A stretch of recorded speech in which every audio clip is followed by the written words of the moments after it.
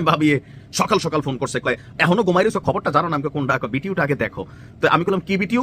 পাওয়া গেছে আসল ক্রিমিনাল কারা বিএনপি জামাতের মধ্যে বেজাল লাগায়, কারা আওয়ামী লীগের দিয়ে বেজাল লাগায়। যে দেখো আওয়ামী লীগ জামাতের তলে তলে কাটতে আছে, বিএনপি তারা পোস্টারটি ফাইলাইতে আছে। এই ছাগলটা না ভাই, আমাকে ঘটনা কি? বাংলাদেশের অন্তর্বর্তীকালীন সরকারের উপদেষ্টা মর্যাদায় প্রধান উপদেষ্টার বিশেষ সহকারী আলী রিয়াজ, যিনি কিনা একেবারে নিজ বুদ্ধি বিবেচনা খাটিয়ে নিজস্ব বিবেচনায় বাংলাদেশের সংবিধানটায় কি কি সংস্কার প্রয়োজন তা একরকম দরবার সাজিয়ে রাজনৈতিক দলগুলোকে, তার পছন্দ মতো রাজনৈতিক দলগুলোকে সেখানে অংশগ্রহণের সুযোগ দিয়ে সেসব সংস্কারকে এখন চূড়ান্ত করেছেন, যার ভিত্তিতে গণভোট অনুষ্ঠিত হতে যাচ্ছে 12ই ফেব্রুয়ারি। এবং এই সব কর্মকাণ্ডে তার ব্যাপক সাফল্যের জন্য ডক্টর মোহাম্মদ ইউনূস নভেম্বর মাস থেকে তাকে মন্ত্রী মর্যাদায়, উপদেষ্টা মর্যাদায়, বিশেষ সহকারীর পদেও একটা নতুন চাকরি দিয়েছেন। দর্শক, বলছিলাম প্রফেসর আলী রিয়াজের কথা। প্রফেসর আলী রিয়াজ এর আগেও বলেছেন, আবারও বলেছেন, ইন্ডিপেন্ডেন্ট টেলিভিশন এটা নিশ্চিত করেছে। আওয়ামী লীগ বিএনপি এক হয়ে বাংলাদেশে বড় কোনো অঘটন ঘটানোর চেষ্টা করছে। এই ঘটনা ইউনূস সরকার কিছুটা হলো টের পেয়েছে, টের পেয়ে জরুরি পদক্ষেপের কথা বলছে এবং প্রয়োজনে বাংলাদেশে ব্রুটাল পদক্ষেপ আসবে।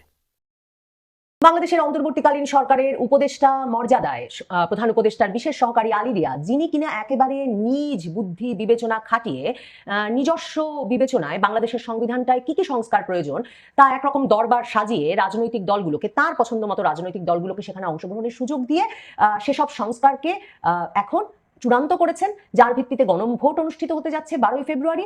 এবং এই সব কর্মকাণ্ডে তার ব্যাপক সাফল্যের জন্য ডক্টর মোহাম্মদ ইউনূস নভেম্বর মাস থেকে তাকে মন্ত্রী মর্যাদায়, উপদেষ্টা মর্যাদায়, বিশেষ সহকারীর পদেও একটা নতুন চাকরি দিয়েছেন। তো আলী রিয়াজ যেহেতু তার চাকরি এখন অব্যাহত আছে এবং নভেম্বর মাসে মানে ফেব্রুয়ারিতে নির্বাচন, নভেম্বরে কেন তাকে আবার মন্ত্রী করে নিয়ে আসতে হলো আবারও যুক্তরাষ্ট্র থেকে? মানে তিনি তো আসলে আগস্টের পর থেকে বাংলাদেশেই একরকম খুঁটে গেড়েছেন। তো নভেম্বরে কেন আবার তাকে নতুন করে মন্ত্রী বানানো, এই প্রশ্ন মাথায় খেলছিল যাদের, তারা সকলেই সন্দেহ করছিলেন যে এ সরকার তো সহজে যাবে না, এ সরকারকে কি কিভাবে রেখে দিতে হবে, তার যা যা সাংবিধানিক পরিকল্পনা সেটা যাতে আলী রিয়াজ একেবারে নিজে বাড়িতে বসে ভাবতে ভাবতে ইচ্ছা মতো পরিবর্তন করে ঘটিয়ে ফেলতে পারেন, সম্ভবত সেই অ্যাসাইনমেন্ট দিয়েই তাকে মন্ত্রী মর্যাদায় এই বিশেষ সহকারীর পদে প্রধান উপদেষ্টা নিয়োগ দিয়েছেন। আলী রিয়াজ ঠিক সেই কাজটাই করছেন। তিনি সংবাদ মাধ্যমের সামনে হাজির হয়ে বলেছেন 180 দিন সংবিধান সংস্কার পরিষদ হিসেবেও কাজ করবে পরবর্তী সংসদ। মানে 12ই ফেব্রুয়ারি নির্বাচন হয়ে যাবে, এরপরে নতুন সংসদ গঠিত হবে, সেই সংসদের প্রথম 180 দিন, মানে শুনতে মনে হচ্ছে কদিন মাত্র। ইউনূস সরকার যদি 18 মাস থাকতেই পেরেছে, তাহলে আর কটা দিন থাকলে কি বা ক্ষতি হবে? আসলে 6 মাস, আরো 180 দিন ওই সংসদ নাকি সংবিধান সংস্কার পরিষদ হিসেবে কাজ করবে। আলী রিয়াজ বলেছেন যে ভাবার কোনো কারণ নাই যে আগামী 12ই ফেব্রুয়ারি ত্রয়োদশ জাতীয় সংসদ নির্বাচনটা অতীতের 12টা নির্বাচনের মতো, মানে এটা একেবারে আলাদা। কাজেই এই নির্বাচনের মাধ্যমে গঠিত সংসদ প্রথম দিন থেকেই সরকারও পরিচালনা করবে, তবে পাশাপাশি 180 দিন এটি সংবিধান সংস্কার পরিষদ হিসেবেও দায়িত্ব পালন করবে। মানে অনেকগুলো সন্দেহজনক মন্তব্য এই এক বাক্যে আলী রিয়াজ করেছেন। সংসদ কি করে সরকার পরিচালনা করবে? সংসদের তো সরকার পরিচালনা করার কথা না। সংসদে যে দলটি সংখ্যাগরিষ্ঠতা পাবে সে দলের নেতাকে রাষ্ট্রপতির সরকার গঠনের আমন্ত্রণ জানানোর কথা, তার আগে সংসদের শপথ নেওয়ার কথা। সংসদ কিভাবে শপথ নেবে সে প্রসঙ্গে আবার আলী রিয়াজ বেশ কয়েক মাস আগে গত নভেম্বর মাসে বলেছিলেন যে সংসদ শপথ নেবে স্পিকারের অধীনে। তো স্পিকার শিরিন শারমিন চৌধুরী তিনি তো আগস্ট মাসেই পদত্যাগ করে ফেলেছেন এবং তিনি যে কোথায় আছেন কেউ এখন পর্যন্ত জানে না। তাহলে সংসদ সদস্যরা দুটো পৃথক শপথ নেবেন। আলী রিয়াজ যে এই প্রেসক্রিপশন দিচ্ছেন, যার ফলে তারা একই সঙ্গে সংবিধান সংস্কার পরিষদের সদস্য হিসেবে বিবেচিত হবেন সংসদ সদস্যরা, এবং আরেকটা শপথ তারা নেবেন সংসদ সদস্য হিসেবে। স্পিকারই উভয় শপথ অনুষ্ঠানে সভাপতিত্ব করবেন। মানে স্পিকারই নাই, স্পিকার পদত্যাগ করে ফেলেছেন, ডেপুটি স্পিকার কারারুদ্ধ আছেন একের পর এক মামলায় আগস্ট মাস থেকে। তাহলে সংসদকে শপথ গ্রহণ করাবে কে? তাহলে এই সমস্যাগুলোর যে কোনো সমাধান বা ঠিক কি হবে এরকম একটা সাংবিধানিকভাবে শূন্য পরিস্থিতিতে, সেগুলো যখন এখনো আলী রিয়াজের মুখ থেকে বের হয়নি, কিন্তু আলী রিয়াজ এটা সিদ্ধান্ত নিয়ে ফেলেছেন যে 180 দিন সংবিধান সংস্কার পরিষদ হিসেবে সংসদকে কাজ করতে হবে, তখন সন্দেহ না করবার কোনো কারণ নাই যে তখন সংসদ সরকার পরিচালনা করবে এই নাম দিয়ে ইউনূস সরকার পরিচালনা করবে। সংসদে সংসদ সদস্যরা অন্তত আরো 6 মাস ব্যস্ত থাকবেন এই সাংবিধানিক সংস্কারগুলোকে প্রণয়ন করতে, যেই সাংবিধানিক সংস্কারগুলো আবার এই সংবিধান সংস্কার পরিষদে যদি সংসদ সদস্যরা একমত না হন, তাহলেও কিন্তু 270 দিনের মধ্যে সংসদে এই প্রস্তাবগুলো সংবিধানে স্বয়ংক্রিয়ভাবে যুক্ত হয়ে যাবে। তাহলে কেন সংসদকে 180 দিন শুধু শুধু সংবিধান সংস্কার পরিষদ নামের একটা অদ্ভুত জিনিস গঠন করিয়ে তাতে ব্যস্ত রাখা এবং এসব তত্ত্ব হাজির করা যে সংসদ নাকি সরকার পরিচালনা করবে? এটা কি ওই ধারণা থেকে যে এই সংসদ তখন ডক্টর মোহাম্মদ ইউনূসের নেতৃত্বে একটা জাতীয় সরকার বা বিপ্লবের সরকার গঠন করবে এবং সবাই মিলেমিশে সরকার পরিচালনা করবে, যেই সরকারে আলী রিয়াজও থাকবেন মন্ত্রী মর্যাদায়, ইউনূসও থাকবেন প্রধানমন্ত্রী মর্যাদায় কিংবা রাষ্ট্রপতি মর্যাদায়। মানে ফর্মুলাটা কি? ফর্মুলাটা আস্তে আস্তে কেন ছাড়ছেন আলী রিয়াজ? ফর্মুলাটা তিনি সম্পূর্ণভাবে কেনই বা ব্যাখ্যা করছেন না?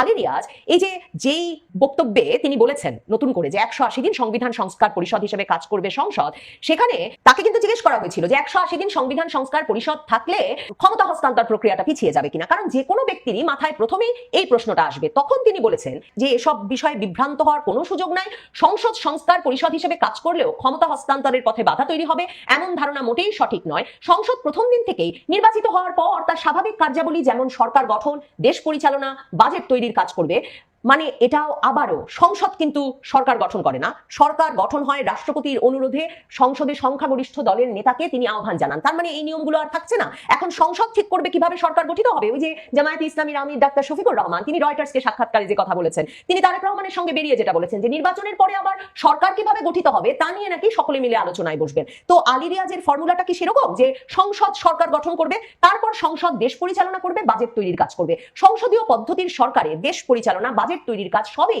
সংখ্যাগরিষ্ঠ দলের সরকার গঠনের পর সেই সরকারের হাতে ন্যস্ত করা হয়েছে। তাহলে আলী রিয়াজ এসব বিষয়ে একরকমের একটা ধোঁয়াশা কেন রাখছেন? তার মধ্যে রাষ্ট্রপতি শাহাবুদ্দিন চুপ্পু তফসিল ঘোষণার দিনেই ডিসেম্বর মাসেই বলে দিয়েছেন যে সংসদ নির্বাচনের পরেই তিনি সরে যাবেন, তিনি পদত্যাগ করবেন। জুলাই সনদ অনুযায়ী নতুন রাষ্ট্রপতিকে নিয়োগ দেবে উচ্চকক্ষ এবং নিম্নকক্ষ দুই কক্ষের সদস্যরা মিলে গোপন ব্যালটের মাধ্যমে একজন অরাজনৈতিক ব্যক্তিকে নির্বাচন করবে। তার মানে বুঝুন যে নতুন করে একজন রাষ্ট্রপতিকে নিয়োগ দিতেও তার মানে অপেক্ষা করতে হচ্ছে অন্তত 180 দিন অথবা 270 দিন। 180 দিন যদি সংবিধান সংস্কার পরিষদ একমত হয়ে 6 মাসের মধ্যে উচ্চকক্ষ নিম্নকক্ষ গঠন করে ফেলতে পারে তাহলে 180 দিন, না হলে ব্যাপারটা গিয়ে ঠেকছে 9 মাসে। ইউনূস সরকার তাহলে ক্ষমতা হস্তান্তর না করে অন্তত 9 মাস ক্ষমতায় থেকে যেতে পারবে। যেই 9 মাস পরে উচ্চকক্ষ নিম্নকক্ষ গঠিত হবে, সেই উচ্চকক্ষ নিম্নকক্ষের সদস্যরা গোপন ব্যালটের মাধ্যমে ভোট দিয়ে একজন অরাজনৈতিক ব্যক্তি মানে ডক্টর ইউনূসের মতো কোনো ব্যক্তিকে রাষ্ট্রপতি হিসেবে নিয়োগ দেবেন।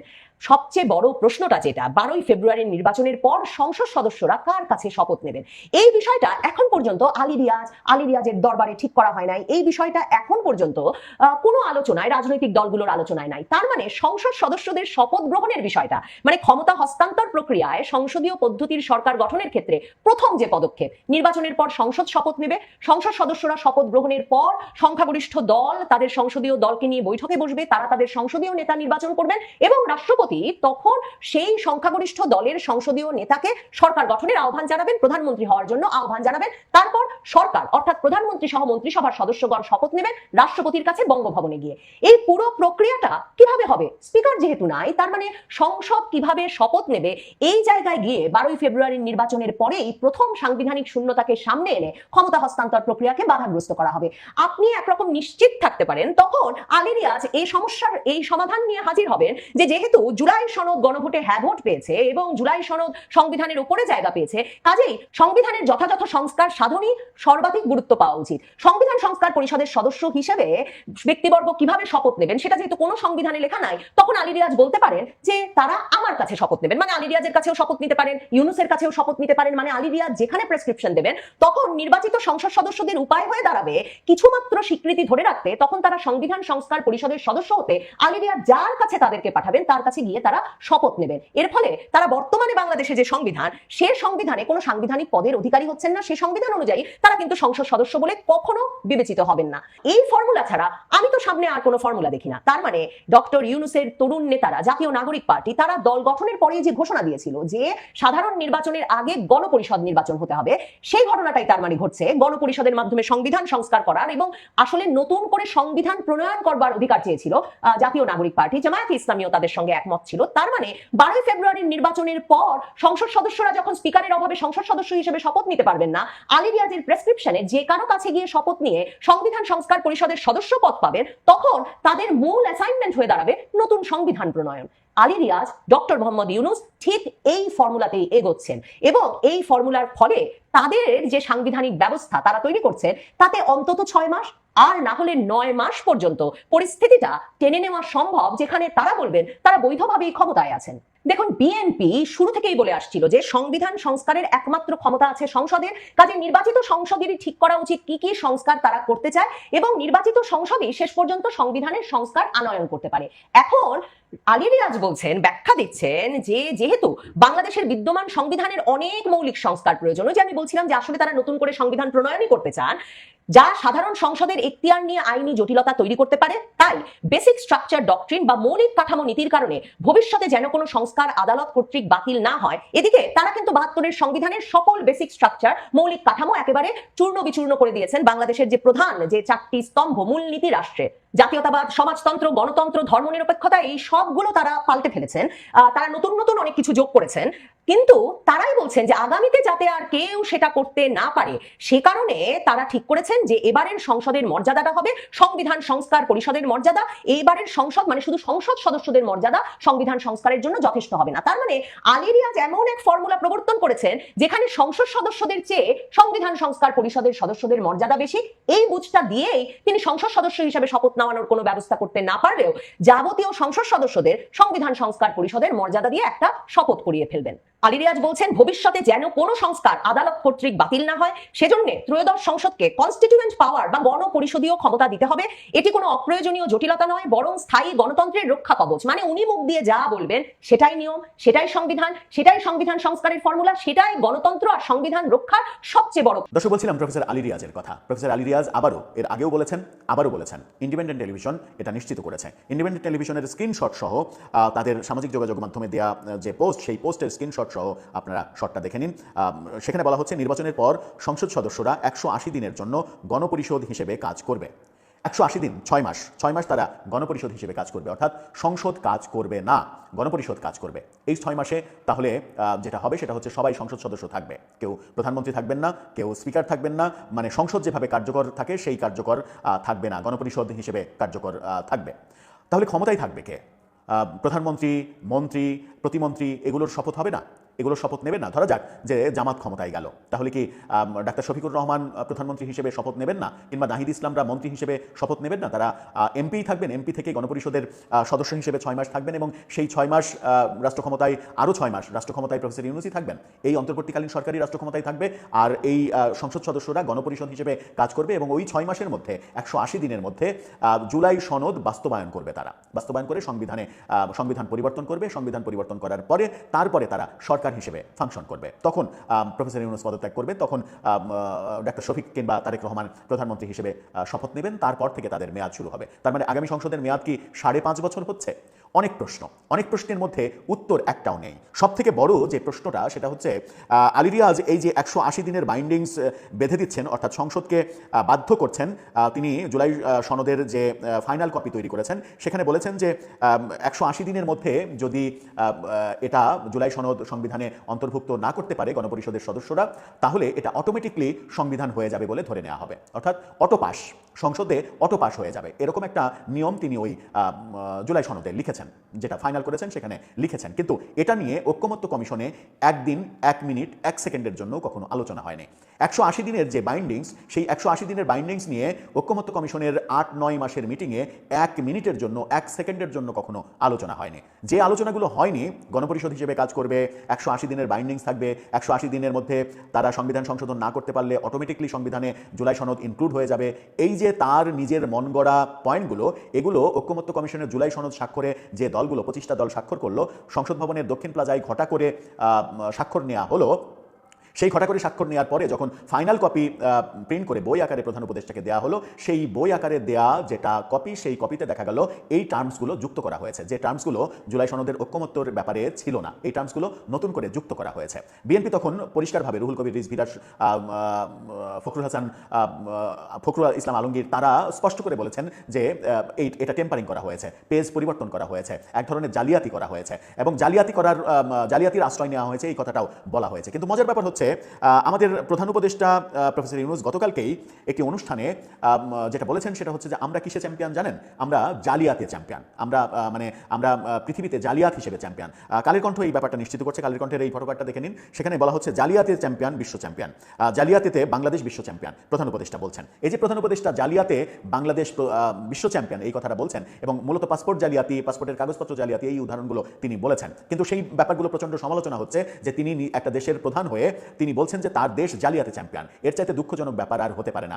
সাংবাদিক জুলকারনাইন শাহের আজকে একটা ফেসবুক পোস্টে এই ব্যাপারে কড়া সমালোচনা করেছেন যে এই কথা একজন প্রধান উপদেষ্টা কিংবা প্রধানমন্ত্রী বলতে পারেন না। যাই হোক, তিনি বলেছেন। কিন্তু এই যে বলছেন যে জালিয়াতে চ্যাম্পিয়ন আমার দেশ, সেই জালিয়াতির অভিযোগ ডক্টর আলী রিয়াজের বিরুদ্ধে উঠেছিল যে তিনি জুলাই সনদ জালিয়াতি করেছেন, তিনি পরিবর্তন করেছেন। এই 180 দিনের যে ব্যারিয়ার সেগুলো উল্লেখ নতুন করে লিখেছেন, লিখে তিনি ফাইনাল বইয়ে ইনক্লুড করেছেন। তাতে করে কি হয়েছে? তাতে করে বিএনপি সহ বেশ কিছু দল জুলাই সনদের উপরে আস্থা হারিয়ে ফেলেছে। জুলাই সনদের উপরে তারা যখন আস্থা হারিয়ে ফেলেছে, তখন এই যে নির্বাচনের ক্যাম্পেইন দেখছেন আপনি, নির্বাচনের ক্যাম্পেইনে বিএনপিকে কি এনসিপি কিংবা জামাতের মতো প্রতিটা ক্যাম্পেইনে হ্যাঁ ভোটের ক্যাম্পেইন করতে দেখছেন না। তারা কোনো এই গণভোটের ক্যাম্পেইন করছে না। তাদেরকে যদি আপনি প্রশ্ন করেন তাহলে তারা প্রথমে বলবে হ্যাঁ আমরা হ্যাঁ ভোটের পক্ষে, কিংবা তারা বলবে যে হ্যাঁ ভোট না ভোট এটা জনগণের ব্যাপার, জনগণ দেখবে। আবার কখনো তারা বলছে যে এটা প্রচারের দায়িত্ব সরকারের, এটা আমাদের না, এই ভোটটা আমাদের না, এটা সরকারের ভোট, সরকার প্রচার করবে। তার মানে স্পষ্ট এই যে জালিয়াতির প্রসঙ্গ আসলো না, যে জালিয়াতির অভিযোগটা তখন বিএনপি সহ বিভিন্ন দল করেছিল, যে পাতা চেঞ্জ করে ফেলা হয়েছে জুলাই সনদের,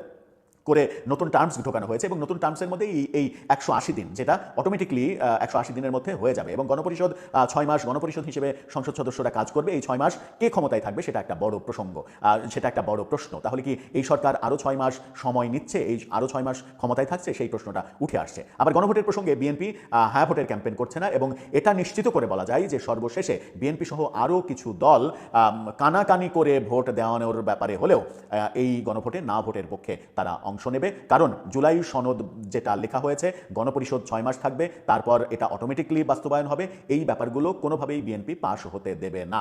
এটা দিনের আলোর মতো পরিষ্কার। তাতে করে কি হলো? তাতে করে আপনি এই 180 দিনের গণপরিষদ 180 দিন পরে অটোমেটিকলি পাশ হয়ে যাবে। এই যে বিএনপি অভিযোগ করছে জালিয়াতির আশ্রয় নেওয়া হয়েছে, যখন আমাদের প্রধান উপদেষ্টা বলছেন বাংলাদেশ জালিয়াতিতে বিশ্ব চ্যাম্পিয়ন, তখন ব্যাপারটা হচ্ছে যে পুরো জুলাই সনদের যে আয়োজন, সেই আয়োজনটা মাটি হয়ে যাবে, সেই আয়োজনটা বাস্তবায়ন করা সম্ভব হবে না। এই কৌশল, যেটাকে অনেকে কুটকৌশল বলছেন, এই কুটকৌশলের আশ্রয় নেওয়ার কারণে, কারণ ঐক্যমত্য কমিশনের মিটিংয়ে যে 9 মাস ধরে মিটিং হলো, মিটিংয়ের পর মিটিং, এবং কোটি কোটি টাকা সেখানে শুধুমাত্র আপ্যায়ন বিল আসলো, আমরা দেখেছি যে 9 কোটি টাকার মতো এই মিটিং বাবদ খরচ হয়েছে। সেই যে খরচগুলো হলো, সেই খরচগুলো করে আদতে দেশের কি লাভ হলো? সেখানে আপনি আলোচনাই করলেন না যে ব্যাপারটা, সেই ব্যাপারটা আপনি জুলাই সনদের ফাইনাল কপিতে লিখে দিলেন। এটার চাইতে বড় জালিয়াতি কি আর কিছু হতে পারে? যখন কিনা পুরো বাংলাদেশের মানুষকে আমাদের প্রধান উপদেষ্টা জালিয়াত হিসেবে এবং বাংলাদেশটা জালিয়াতিতে চ্যাম্পিয়ন এই কথাটা বলছেন। অবশ্য কিছু কিছু ক্ষেত্রে তো সত্য। পাসপোর্ট আমরা যখন জমা দিচ্ছি, কাগজ জমা দিচ্ছি, ভুয়া কাগজ জমা দিচ্ছি, কিন্তু এটাও তো প্রশ্ন যে কাগজগুলো জমা দিচ্ছি সেই কাগজগুলো বিভিন্নভাবে পরীক্ষা নিরীক্ষা হয়ে, বিভিন্ন গুরুত্বপূর্ণ মাধ্যমে সত্যায়িত হয়ে জায়গা মতো যায়। সেই জায়গা মতো যাওয়ার আগে যে পর্যায়গুলো পার হয়, সেই পর্যায়গুলো জালিয়াতিতে ভরা হলে ওই ব্যক্তি যিনি জালিয়াতির আশ্রয় নিচ্ছেন বলে বলা হচ্ছে, তাকে জালিয়াত কি বলা যায় কিনা সেটাও একটা ভিন্ন প্রশ্ন। কিন্তু সেই প্রশ্নে যেতে চায় না। এই যে 180 দিন গণপরিষদ হিসেবে কাজ করবে পরবর্তী সংসদ, সেখানেই প্রশ্ন আসছে 12ই ফেব্রুয়ারির পরে 13ই ফেব্রুয়ারি কিংবা 14ই ফেব্রুয়ারি এই সরকারের মেয়াদ শেষ হওয়ার কথা থাকলেও আরও 8 মাস, মানে আরও 6 মাস কিংবা 6 মাসের বেশি সময়, মানে হচ্ছে জুলাই, আগস্ট সেপ্টেম্বর মাস পর্যন্ত কি এই সরকার, অর্থাৎ প্রফেসর ইউনূস সরকারই থাকছেন? তারপরে নতুন সরকারের হাতে ক্ষমতা যাবে? সেই রকমই কি হচ্ছে ব্যাপারটা? আর এরকম যদি হয়, এবং এরকমটা যদি বিএনপি ব্যাপারটা বোঝে কিংবা টের পায়, তাহলে কি তারা গণভোটে হ্যাঁয়ের পক্ষে কাজ করবে নাকি নায়ের পক্ষে কাজ করবে? সেটা একটা বড় প্রশ্ন। আর বিএনপি যদি নায়ের পক্ষে কাজ করে, সেটা আকারে, ইঙ্গিতে, কৌশলে, যেভাবেই হোক, সেই ক্ষেত্রে ভোটে ওই জালিয়াতির আশ্রয় না নিলে হ্যাঁ ভোটকে জেতানো কি সম্ভব হবে? কারণ হ্যাঁ ভোটের বিপক্ষে আওয়ামী লীগের ভোটাররা, যদিও তারা ভোট দিতে যাবেন না, কিন্তু যারা ভোট দিতে যাবেন তারা না ভোট দেবেন। বিএনপিও যদি না ভোটের ক্যাম্পেইন করে, হ্যাঁ ভোটের বিপক্ষে থাকে, ক্যাম্পেইন না করে, একেবারে গোপনে যদি ভোটের দিন কানে কানে বলে দেয় তোমরা না ভোট দিয়ে দাও, সে হ্যাঁ ভোটকে জেতানো সম্ভব হবে? জীবনেও সম্ভব। এই বাংলাদেশের বাস্তবতায় বিএনপি এবং আওয়ামী লীগের ভোটাররা যদি বিপরীতে থাকে, তাহলে কত পার্সেন্ট ভোট আসবে হ্যাঁয়ের পক্ষে? 10%, 20%, তার বেশি তো না। দর্শক, আপনার মতামত জানিয়ে এই ব্যাপারে লিখতে পারেন। আওয়ামী লীগ বিএনপি এক হয়ে বাংলাদেশে বড় কোনো অঘটন ঘটানোর চেষ্টা করছে। এই ঘটনা ইউনূস সরকার কিছুটা হলো টের পেয়ে জরুরি পদক্ষেপের কথা বলছে, এবং প্রয়োজনে বাংলাদেশে ব্রুটাল পদক্ষেপ আসবে। যেটা আওয়ামী লীগ সহ্য করতে পারবে না, এমন ডলা খাবে তারা। বাংলাদেশের জনগণের পক্ষ থেকে বুলডোজার অভিযান একবার দেখেছিলেন, কেমন লেগেছিল? ওইসব বুলডোজার অভিযান আসতে সময় লাগবে না। এই সরকার যদি অদিষ্ট হয়ে অপারেশন ক্লিন হার্ট 2 শুরু করে এবং এই ডেভিল হান্ট ক্লিন হার্ট যাই বলেন,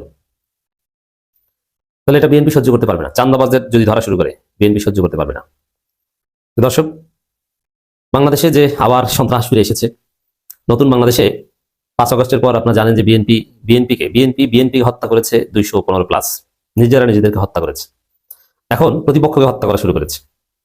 এর মানে 5 আগস্টের পর সন্ত্রাসের রাজত্ব কায়েম করেছে বাংলাদেশে বিএনপি। বিএনপিকে হত্যা করেছে, এটা জনগণ ভুলে যায়নি। অতএব এর মাসুল বিএনপিকে গুনতে হবে ভোটের মাঠে। অ্যাট দি সেম টাইম এখন জামাতকে হত্যা করছে, নারীদের উপর নির্যাতন করছে, নারীদেরকে কোপাচ্ছে। এমন কোনো অসভ্য বর্বর কাজ নেই যে নির্বাচনী প্রচারণায় বিএনপি করছে না। তো সেখানে আওয়ামী লীগ নিয়ে নতুন সন্দেহ সংশয় উঠে এসেছে। কারণ নির্বাচন যদি হয়, বিশেষ করে গণভোটের মধ্য দিয়ে আওয়ামী জামানার আনুষ্ঠানিক পরিসমাপ্তি ঘটবে। গণভোটের মধ্য দিয়ে আওয়ামী লীগ স্থায়ীভাবে নিষিদ্ধ হবে। গণভোটে হা পাস হলে আওয়ামী লীগ আর কোনোদিন ফিরতে পারবে না। আওয়ামী লীগকে অন্য দল হিসেবে বা অন্য কোনোভাবে আত্মপ্রকাশ করতে হবে। এই আওয়ামী লীগ স্থায়ীভাবে গণভোটের মধ্য দিয়ে নাই হয়ে যাচ্ছে। তারপর আবার দল হিসেবে আওয়ামী লীগের বিচার তো আছে। অতএব আওয়ামী লীগ চাইবে যে এনি কষ্টে নির্বাচন বানচাল করতে। এখন আওয়ামী লীগ নিজেরা তো বানচাল তো দূরের কথা, এরা একটা হরতাল আহ্বান করে সামান্যতম প্রভাব রাখতে সক্ষম হয় না। তারা কিভাবে কি করবে, কিভাবে নির্বাচন বানচাল করবে, গণভোট ঠেকাবে? আওয়ামী লীগের বাঁচার জন্য, বাঁচতে হলে, শ্বাস প্রশ্বাস নিতে হলে এই নির্বাচন ঠেকাতে হবে। আওয়ামী লীগ তো মরে গেছে আগে, কিন্তু এই গণভোটের মাধ্যমে একদম কবরের ওই লাশ, ওটাও নিশ্চিন্ন হয়ে যাবে, এরকম যে ওইটা আর কিছু না, আওয়ামী লীগ বলতে কিছু নেই। এই জন্য যেহেতু বিএনপি সন্ত্রাস শুরু করেছে, নির্বাচনের পরিবেশ নষ্ট করছে, এজন্য বিএনপির সাথে মিলে বা বিএনপি আওয়ামী লীগ মিলেমিশে, আর বিএনপি আওয়ামী লীগ উভয়ের উদ্দেশ্য যেহেতু এখন সেম, আর জোট সমঝোতা হয় কমন ইন্টারেস্টের উপর ভিত্তি করে, অতএব এই কমন ইন্টারেস্টের জায়গায় বিএনপি আওয়ামী লীগ এক হয়ে বাংলাদেশে অঘটন ঘটাতে পারে। কি কমন ইন্টারেস্ট? এই যে বললাম যে আওয়ামী লীগকে বেঁচে থাকতে হলেই এই নির্বাচন বানচাল করতে হবে। আবার বিএনপি পরাজয়ের লজ্জা ঢাকতে নির্বাচন বানচাল করতে চাইবে। বিএনপি পর্দার অন্তরাল থেকে পেছনের দরজা দিয়ে ক্ষমতা আসতে চাইবে। সুষ্ঠু নির্বাচনে বিএনপির কপাল পড়বে, এটা বিএনপি বুঝে গেছে, যার ফলে তারা নির্বাচন বানচাল করতে চায়। আপনারা দেখেছেন যে বিএনপি নির্বাচন বানচাল পার্টি। তারা কিভাবে সিলেট শাহজালাল বিজ্ঞান ও প্রযুক্তি বিশ্ববিদ্যালয়ের ছাত্র সংসদ নির্বাচন বানচাল করে দিল, কিভাবে দিল, জাস্ট ইমাজিন। কিভাবে দিল? নাটকীয়ভাবে নির্বাচন বানচাল করে দিল। কেন নির্বাচন বানচাল করে দিল? পরাজয়ের লজ্জা থাকতে, এছাড়া তো কোনো কারণ নেই। এটা তো হারু পার্টি, সব জায়গায় পরাজিত হয়। তো এই জায়গায় পরাজয়ের লজ্জা থাকতে বিএনপি নারীদের উপর হামলা করে বা পরিস্থিতি উত্তপ্ত করে জামাত নেতাদের হত্যা করে নির্বাচন বানচাল করতে চাইবে, আর আওয়ামী লীগ চায় এটা। এই কমন ইন্টারেস্টের জায়গায় আওয়ামী লীগ বিএনপি কিন্তু মিলে যাচ্ছে। দর্শক, একটা খবর ফরিদপুরের, আওয়ামী লীগ থেকে বিএনপিতে যোগদানের পরদিন দুপক্ষের তুমুল সংঘর্ষ। বাংলাদেশে যোগদান সংক্রান্ত দুইটা খবর দেখবেন, মানে এই একই ঘটনার বারবার রিপিটিশন। একটা হচ্ছে চরমোনাই থেকে শত 300 200 এরকম ডেইলি জামাতে যোগ দেয়। চরমোনাইয়ের লোকজন এখন জামাতে যোগ দিচ্ছে দলে দলে। আর বিএনপি ছেড়ে জামাতে যোগ দেয়, কেউ দুধ দিয়ে গোসল করে জামাতে যোগ দেয়। এই চান্দাবাজদের দল, এই সন্ত্রাসীদের দল মানুষ করতে চায় না। প্রবীণ বিএনপি তারা এখানে নেই, এই জন্যে তারা এখন জামাতে যোগ দেয়। আর বিএনপিতে যোগদানে কিছু ঘটনা ঘটে। বিএনপিতে যোগ দেয় কারা? দেখবেন যে শুধু আওয়ামী লীগের লোকজন বিএনপিতে যোগ দেয়, আবার জাতীয় পার্টির কিছু লোক বিএনপিতে যোগ দেয়, আর 2-4 জন হিন্দুকে দেখা যায় তারা বিএনপিতে যোগ দেয়। আবার হিন্দু যারা, এরা বিএনপি পন্থী মিডিয়া লেখে যে সংখ্যালঘু সম্প্রদায়ের লোকজন বা হিন্দু এতজন বিএনপি যোগ দেয়, আসলে ওরা আওয়ামী লীগ। মানে বেসিক হচ্ছে যে আওয়ামী লীগের লোকজন বিএনপিতে যোগ দেয়, আর বিএনপি চরমোনাইয়ের লোকজন জামাতে যোগ দেয়। কিন্তু এই দেখেন, এই আওয়ামী লীগ থেকে বিএনপিতে যোগদানের পরদিনই দুই গ্রুপে তুমুল সংঘর্ষ। এর মানে আওয়ামী লীগের লোকজন এখন বিএনপিতে যোগ দিয়েও পরিবেশ সৃষ্টি করছে যাতে নির্বাচন না হয়। এটা স্পষ্ট হলো। এই ঘটনায় টের পেয়েছে ইউনিট সরকার যে আওয়ামী লীগ বিএনপি মিলিত পর্দার অন্তরালে অঘটন ঘটাচ্ছে। অতএব উপদেষ্টা রিজওয়ান হাসান, তিনি স্বরাষ্ট্র উপদেষ্টার চাইতে অনেক ক্ষেত্রে পাওয়ারফুল, একদম টপ ইনফ্লুয়েন্সিয়াল উপদেষ্টাদের মধ্যে তিনি একজন। তিনি বলছেন আওয়ামী লীগ ভোটের পরিবেশ নষ্টের চেষ্টা করলে কঠোরভাবে দমন। এর মানে আওয়ামী লীগকে তো আমরা দৃশ্যমান দেখি না, আওয়ামী লীগ এখন জেলে। আওয়ামী লীগের প্রচুর লোক কিন্তু ধরা হয়েছে, এখনো ধরা হচ্ছে, এবং তাদের জামিন হচ্ছে না, জামিন হবে নির্বাচনের পর। এখানে আওয়ামী লীগ ভোটের পরিবেশ নষ্টের চেষ্টা করলে কঠোরভাবে তাদেরকে দমন করা হবে। আওয়ামী লীগ ভোটের পরিবেশ নষ্ট করবে কিভাবে? বিএনপির উপর ভর করে, বিএনপির সাথে মিলে, বিএনপি সেজে। অতএব বিএনপি সেজে করুক, আর অন্য কোনোভাবে ভোটের পরিবেশ নষ্ট করুক। জামাত নেতাকে কুপিয়ে হত্যা করেছে কারা? নারীদের হেনস্থা করছে কারা? আওয়ামী লীগ বিএনপি মিলেমিশেই কাজ করছে। অতএব এগুলো কঠোরভাবে দমন করার কথা বলছে সরকার। হ্যাঁ, দমন হবে, তবে ওদের কপালে আরো বিপদ আছে। সেটা হচ্ছে নির্বাচন হবে, নির্বাচন, জাতীয় নির্বাচন যদি পরিবেশ না থাকে, না হয়, গণভোট হবে। আর যদি বাইচান্স জাতীয় নির্বাচন করা সম্ভব না হয়, অন্য কোনো সরকার আসবে, তাই ইউনিট সরকারই থাকবে, এবং খুব দ্রুত স্থানীয় সরকার নির্বাচন শুরু হবে। তখন খেলা পাল্টে যাবে। নির্বাচনে ভয়ের পরিবেশ তৈরি করা হচ্ছে অভিযোগ করে অন্তর্বর্তী সরকার তথ্য আওয়ামী সম্প্রচার উপদেষ্টা রেজওয়ান হাসান বলেছেন, আওয়ামী লীগ ভোটের পরিবেশ নষ্টের চেষ্টা করলে কঠোরভাবে দমন করা হবে। আওয়ামী লীগ আলাদাভাবে করবে না, বিএনপির হয়ে করবে, বিএনপির সাথে মিলেমিশে করবে। ওই যে ফরিদপুরে বিএনপিতে যোগ দিয়েই আওয়ামী লীগ মারামারি শুরু করে দিয়েছে। অতএব এই থিওরি বুঝতে হবে যে এখানে বিএনপি আওয়ামী লীগ এখানে জোট, তাদের মধ্যে কমন ইন্টারেস্ট মিলে গিয়েছে। রিজওয়ান হাসান বলেন, নির্বাচন নিয়ে ভয়ের পরিবেশ তৈরি করা হচ্ছে, বিভিন্ন মাধ্যমে গুজব বিভ্রান্তিকর তথ্য ছড়ানো হচ্ছে, আওয়ামী লীগ ভোটের পরিবেশ নষ্টের চেষ্টা করে কঠোরভাবে দমন করা হবে। শুধু তো গুজব না, আমরা তো দেখতে পাচ্ছি নারীদের উপর হামলা, নারী নির্যাতন, নারীদেরকে কোপানো হয়, নারীদের পোশাক খুলে নেওয়া হুমকি দেয় বিএনপি সন্ত্রাসীরা। আমরা তো দেখতে পাচ্ছি প্রতিপক্ষকে হত্যা করে সরাসরি লাশ ফেলে। অতএব বিএনপি আওয়ামী লীগ এটা করছে, আমরা বিশ্বাস করছি যে ইউনিট সরকার এদের বিরুদ্ধে কঠোর পদক্ষেপ নেবে।